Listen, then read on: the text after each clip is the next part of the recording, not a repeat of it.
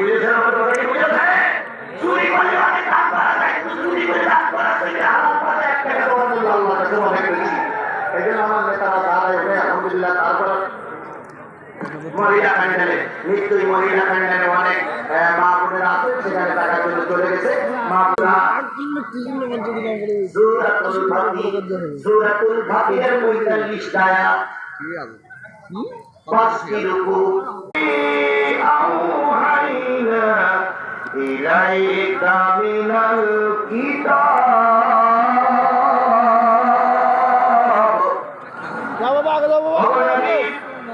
আমি বা আমরা ওহীর মাধ্যমে যে কিতাব আপনার উপরে নাযিল করেছি, ওয়াল হক, জেনে নিও এই কিতাবটা সত্য।